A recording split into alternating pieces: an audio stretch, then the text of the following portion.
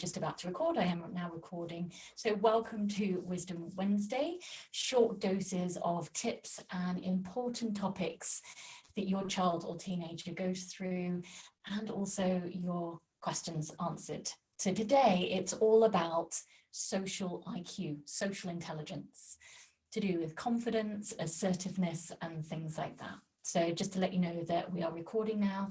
So if anyone appears and doesn't want to be on screen, please close down your camera. Okay, so what is social intelligence? It's the ability to communicate assertively, with empathy, and to start forging and connecting those relationships and friendships together.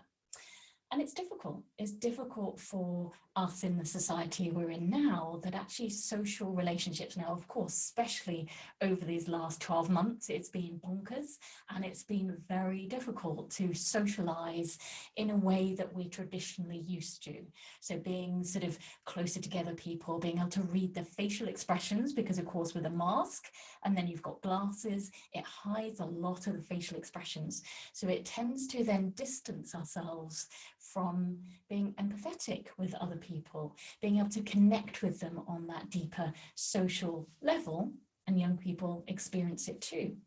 I know certainly in the early parts of the first lockdown, certainly in the UK, I had a lot of parents that were sharing with me that they felt that their child or teenager was struggling with empathy, was getting really angry with other people, not being so kind to them. And it was that sort of almost lockdown effect, that we were struggling with being able to understand how to be social in this new era and the kind of changes and restrictions that we were going through. So in my one-to-one coaching, I cover all about social confidence, how to connect with other people, how to make sure that we are being our best self in terms of our social interactions, because it makes all the difference. Welcome to those who are just joining us. It also helps to celebrate our true self. So when we're in a social situation, it can feel really awkward. It can make us feel very uncomfortable. I'll let you into a secret. Most people really struggle in larger social situations. Okay, we're not necessarily overly comfortable in large groups. We struggle in those kind of areas. So we want to make sure that actually we are able to cope with those social situations by learning the skills and tools. And one of them is about knowing who we are as a person. The more we understand who our true self is, the easier it is for us to be able to integrate and fit in or adapt to those social situations. So why do so many young people struggle with socializing, social interactions, and just feeling comfortable around other people? Well, it's partly because the way that they interact now and the way that we all interact is very different from when you and I were growing up. Now, who remembers popping around to their neighbour's house? You know, the door was open, you would just go in and out of their house, maybe having loads of friends round. When I was growing up, our house was a huge social area. My mum and dad were involved in lots of local things, PTA, school governors, the local church. So my dad was a leader of the youth group at the local church. So we had constantly lots of people around. My mum used to do the entertaining for my dad's work, etc. So we had people in and out of the house all the time. Now, of course, that doesn't necessarily happen anymore. Now, aside from the last 12 months, we don't necessarily interact. We're not as social as we used to be in that way.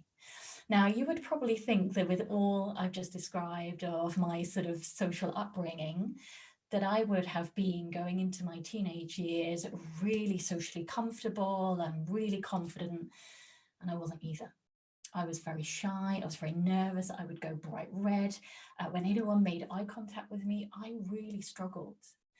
So it's understanding that actually there's a few things that change with young people as they start to go through puberty that really massively affects social comfortability. So there's 4 stages. Biological. Now, of course, that's the most obvious. You'll notice hormonal changes, obviously physiological changes as well, and also a lot of mood changes. I know I certainly did as a teenage girl. We then got the social aspect. So this is typically when they're starting to go through that preteen transition, they're also transitioning to a new school. So from the social aspect, they're going to a different school, maybe not with any of their friends, or maybe they are going with their friends, but their friends will start to forge relationships with other people, and they feel really alone and uncomfortable. There's the cultural side. Now, this is where being exposed to individuals, cultures, different sort of values in upbringings that maybe they struggle with how to sort of fit in. So, of course, more diversification and social media. So the whole culture changes when they start getting online gaming, online communities, social media, etc., etc. And it's only getting worse from that point of view. If you've got a teenager, then you'll know what they're experiencing and what they're going through. And then the psychological side of things. And this is their sphere of influence. So when they were younger, you were the greatest sphere of influence for them. You would know how to speak to them. You would know that their behavior would be within your values and how you brought them up. Then all of a sudden they start to grow and develop and mature, and their sphere of influence is more their peers. So how their peers act. And if an individual is not comfortable or so comfortable around other people, they become more vulnerable to greater influences. So speaking in a certain way. If you've got a teenager, you'll notice that their language changes, or the way they pronounce words is very different. You might find they use a lot of slang, or they speak in almost text speak because they want to sort of fit in. They want that validation from their peers and the people around them. So they start to try and be like them when it goes against who they are as a person. That's why I cover a lot about true self in my one-to-one coaching, because it's important. When we are comfortable with ourselves, it makes it much easier to understand not necessarily where we fit, but how we can adapt in those social situations. So it makes it easier for us to feel more comfortable. The more comfortable we are with themselves, the easier it is.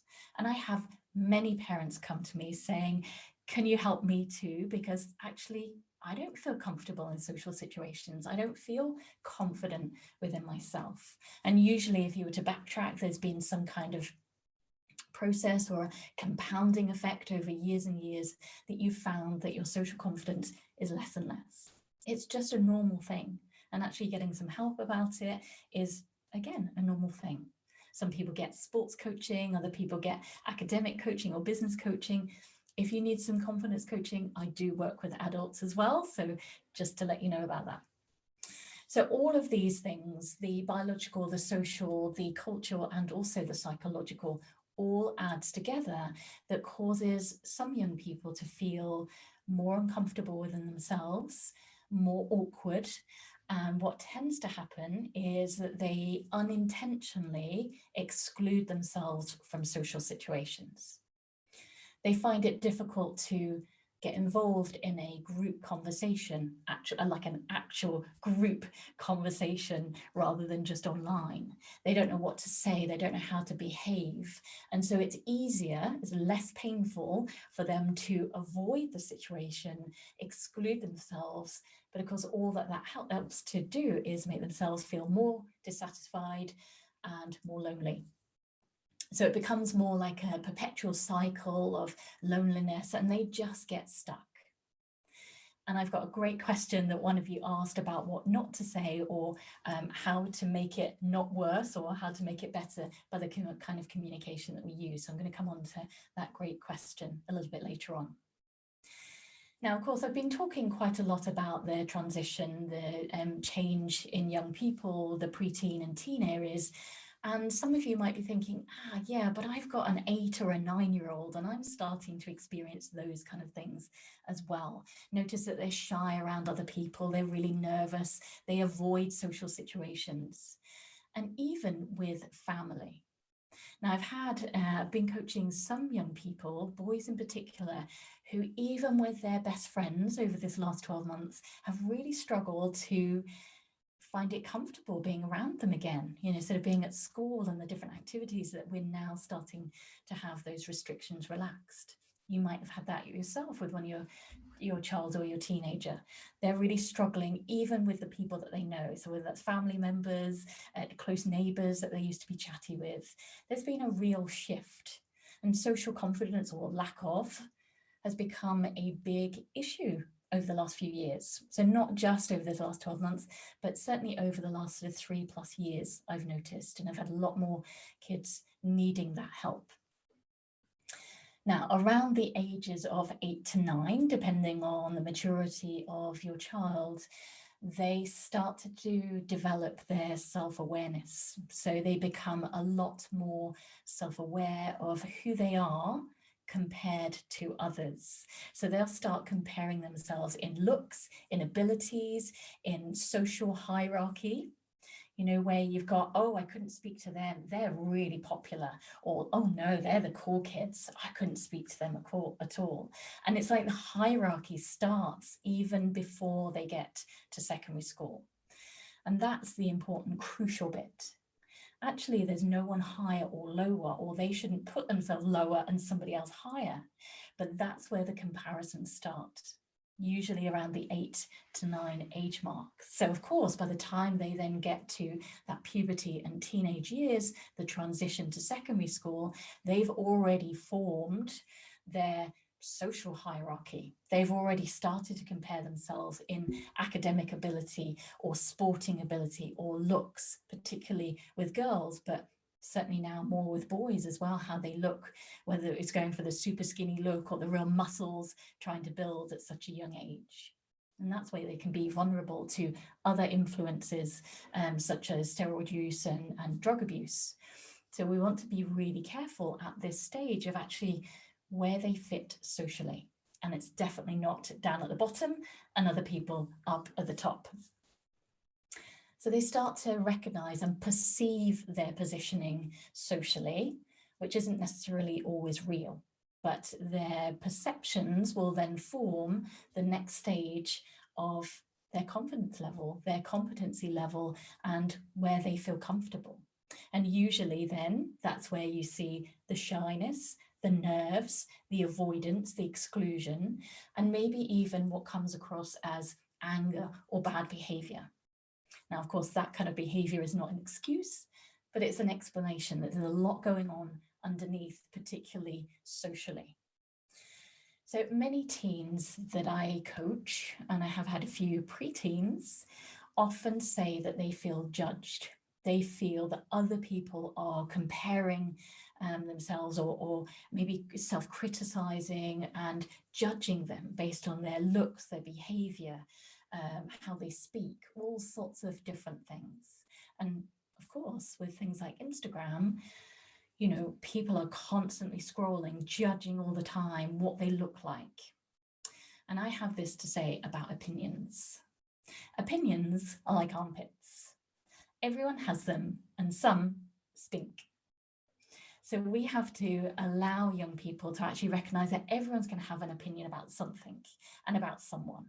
If you think about how Gogglebox, the rise of Gogglebox, the program, well, that's really only based on other people's opinions, watching TV and giving their opinion on it. Yes, there's different characters, but that is the basics of the program.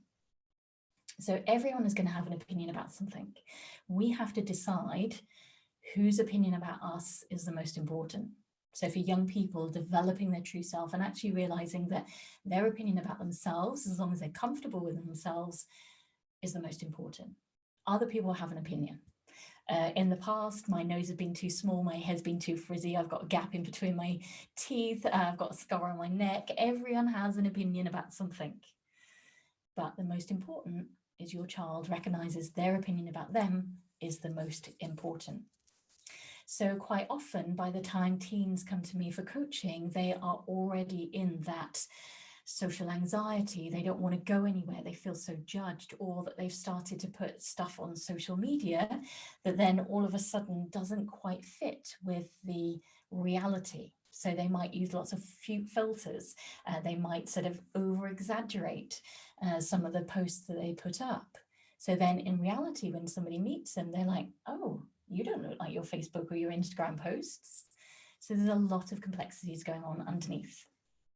And this kind of comparison and judgment reminds me of a brilliant rule created by Dr. Daniel Ammon. Now, he's an American doctor and psychiatrist, and brain disorder specialist. I've followed him for many years. He's done huge studies on the brain itself and how actually it affects mood and anxiety and behavior and all sorts of different things. Incredible man and studies to be able to look at. But he had this rule, the 18-40-60 rule. And it goes like this. At 18, you worry about what everybody is thinking of you.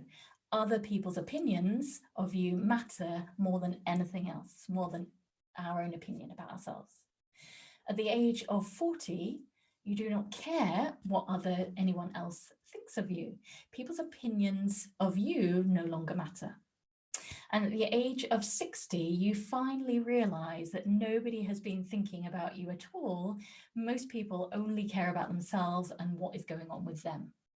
And I think that's a brilliant rule to be reminded of. If you've ever heard it before, it's always good to be reminded. But if you haven't, it's a great rule to live through. And actually, if we can backtrack to our own 18-year-old selves, wouldn't it be so great to say, you know what? Don't worry about that. In a few years, their opinion about you really won't matter. You almost want to backtrack to your own 18-year-old self. But we can make a difference to the next generation and beyond by helping them become more socially confident and comfortable within themselves. So I thought I'd share that. Now, you may be wondering why I am wearing this t-shirt.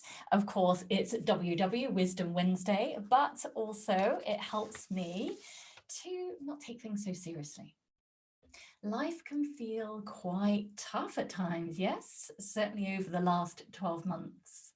So it's important actually to just relax into things. If I'm having a tough day or I've got a tough week, it's been the busiest time ever I think I've experienced so far, constant things going on. So every so often it's nice just to be able to say, hey, let's just have a bit of fun. So hence why I wear some fun things. But also in my Social Confidence Live group course, I wear this to be able to show that actually it's clothes of confidence. Young people really struggle with social situations, so they need little tools to be able to help. So put on their favorite t-shirt, jumper, clothes, trainers, whatever it might be. And it's not just their trainers or their jumper, it's their clothes of confidence. It's almost like the superhero effect. It makes you feel brighter, makes you feel more confident. So if you feel that you're having one of those bad days or things are just not going the way that you want them, put on your favorite clothes. You don't necessarily need a slogan. Put on your favorite clothes, your favorite music, do whatever you can to change your state. And you'll notice how it changes everything for you. Okay, so how to help your child with social confidence. First of all, exposure and experience. Now, as much as possible, and we're becoming more relaxed in our restrictions, and things won't always be so restricted. We're moving into a different era. So as much as possible, be around other people and gain lots of different social situations. So when they can, if possible, sign them up to different classes or clubs, get them more used to being around people. If you're not socially active, then find opportunities to be able to do that. Is there, a park where parents go, and when your child, depending on their age, is playing in the park, you could chat to the parents. You're showing by demonstration how to be more socially comfortable. What about in shops? Make more conversation, pass the time of day. So actually it's showing and demonstrating to your child or teen that that's just the way that it is. We're pleasant to people. We don't have to have a deep friendship with someone just to be able to talk to them, just to say, how are you and what's going on? Make polite conversation. So find activities where that social interaction can increase as much as possible. The next one, communication. Chat more with your child. Dinner, in the car, all sorts of different times, not necessarily just bombarding them with questions. If you were with me last session, then you will know about that. It's not about just keep asking them questions. It's just kind of having a conversation so that they get practice in, oh, that's just the way that it is. You talk a bit or you ask a question, then you listen, then you keep the conversation going. Get them talking and listening more. But also teach them how to stretch out an answer. So depending on when you ask your child how their day is, they might know, all right, or something like that, not too much of an answer. So pick your time and then ask them a few questions and get them to practice stretching out the answer. So rather than just one or two, a bit more information, give a bit more of a picture. Think of their answer as a beginning, middle, and end, like a story. What they did in the beginning, what they did in the middle, and then how it ended. It stretches out the answer and helps them with the art of conversation. Congruency. Now, of course, we communicate massively with our body more than our words. And quite often when we're shy, nervous, or just not feeling so comfortable, we can easily give off a mixed message. So I used to go bright red, but also when I was concentrating in social situations, I would frown quite a lot. So you can imagine being faced with someone that was frowning and trying to sort of speak to them. It doesn't look good at all. It wasn't that I meant to frown. I was just so busy concentrating on trying to be comfortable around other people. It was just the way my body reacted. So we want to make sure that our message with our voice and our words is congruent, matching with our body. So thinking about the physiology, if you're saying, hi, how are you? Then of course it's a nice, bright, open physiology rather than a closed off, looking down type behavior and action. And one of the things in my social confidence coaching is all about physiology, because it's a huge part of how it makes us feel. It controls how we feel, but also the conversation with others, because we can have a lot more non-verbal communication than we do with our verbal communication, and it makes such a difference in social situations. And lastly, voice projection. Now, lots of young people share with me when they're trying to join a group is that they struggle to speak up or be heard. So that they feel that people are speaking over them, or that what they're saying is actually not important, so they kind of get forgotten and they feel so embarrassed or awkward that they don't want to try again.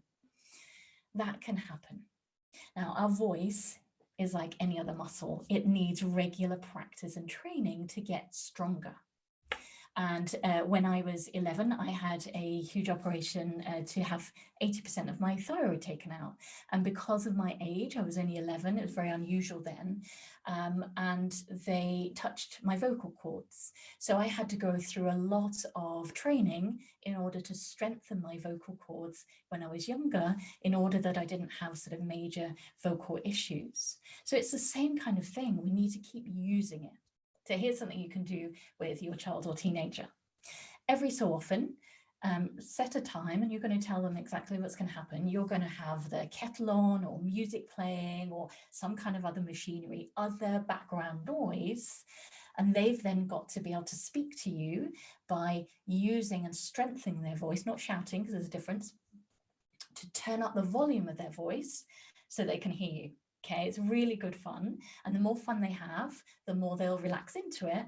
And then, of course, it makes it easier that when they're in a loud situation, lots of people talking, they can project their voice, not shouting, in order to be heard. It commands attention. Auditory really does command attention. That's why if you think about a town crier, for example, not that you see them very often anymore, but they have such a strong voice and they command attention. Okay.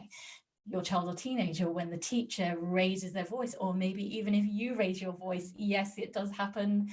you'll get your child's attention straight away. Okay, so put some kind of background noise on, so they've got to really strain, not necessarily strain, but stretch and turn up the volume of their voice, project it. That means that they are more comfortable raising their voice when they need to. Now, it's not shouting, and the reason I say that is because quite often when people shout, it actually demonstrates that they've lost control, and we don't want that at all. We just want it that they can begin to turn up the volume, be heard, speak up, feel comfortable, because they're already trained in that. And that's the way that actually a lot of actors and actresses train their voice. They keep pushing it and pushing it and pushing it. So try it with your child or teenager and let me know. Send me an email or tell me how it's gone. Okay, so lots of lovely questions. I've only got time for a few questions today. How to help my 8-year-old be more socially confident and assertive. Thanks ever so much, Sidra. That is start at home.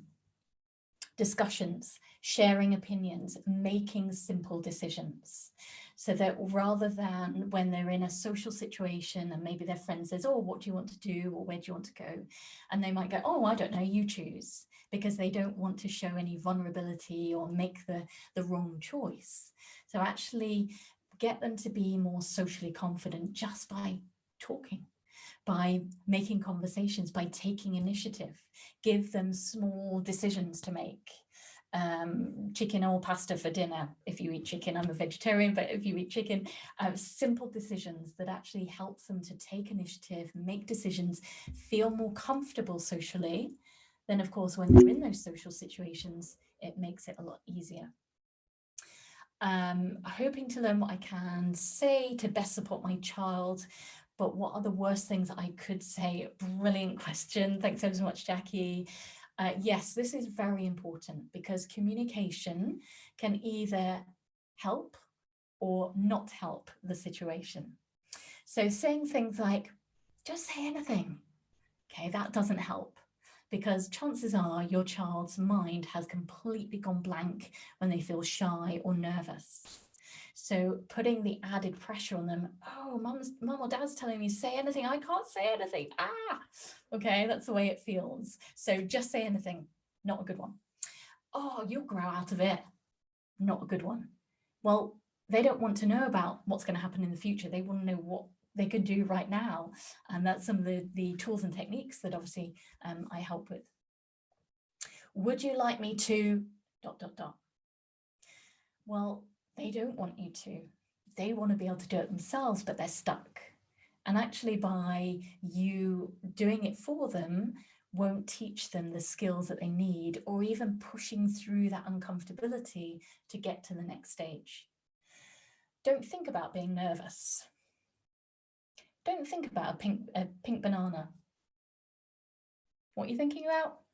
Pink banana, okay? Now the way that we communicate is that our brain or our mind cannot actually process the don't. So it has to think about that thing before not thinking about it. So you're thinking about the pink banana before not thinking about it, which means you're planting in your child or teenager's head, be nervous before not being nervous. So then it's already in their head to be nervous, their body is starting to react, oh, they're nervous. Okay, so use a positive positioning of it. Stay calm, relax a little bit. You're okay. It'll be okay. Well, it might not be okay. Yes, we want to provide that reassurance for young people, but we also want to normalize that, hey, you might feel nervous. It's okay to feel nervous, and here's what you can do about it. Okay, so some things not to say and a few things to say. And lastly, how can I motivate my teenager to do anything, especially studying? Wow, hasn't homeschooling been tough over the last 12 months? He is very capable child, but someone struggles to get things started or completed, which leads to arguments. Thank you very much for being open. No, it's not your parenting skills, Denise. Thanks ever so much for submitting that. This is partly about motivation. Now, if you think about anything that you've got to do that just doesn't inspire you, it's tough, isn't it? Now, of course, us adults, it could be chores. For me, it's paperwork. I have to sort of get up the motivation to do some paperwork and things like that. It's not inspiring. So, you know, when you've got a pile of stuff to do, you're just not motivated. And your child is not motivated by the things they've got to do. Homework, studying, revision. Of course, if you've got a child in year 11 or they're going through the 11 plus, then at this time of year, it's tough. There's a lot of stuff going on. So here's the thing with motivation. You have to get started on something. It doesn't just start. You have to get started on something to create the motivation. Say, for example, you had a really messy kitchen and you looked at all the piles of stuff. The dishwasher's clean, so you've got to empty the dishwasher, then clear it all up and pack it all up, wash it all up, dry it away, and so it goes on. You're thinking about the whole thing. Why don't you just think about, okay, I'm just going to run a bowl of soapy water. Oh, while I'm here, I'll just start emptying the dishwasher. Oh, and while I'm here, I might as well do X. Oh, and now that I've got going, I can do Y. So we want to get started on something really small, and then actually the motivation and the momentum continues on. So for your child struggling with studying, get them started on something first, whether that's making a list of things that they really enjoy doing, whether that's doodling for a little while, just getting the motion of the pen on paper, whether that's doing some kind of quiz, just get their mind going in a mathematical way or a study way. Get them started on something simple, enjoyable, and then they can continue that motivation and momentum to get those things done. And at the end, have something rewarding.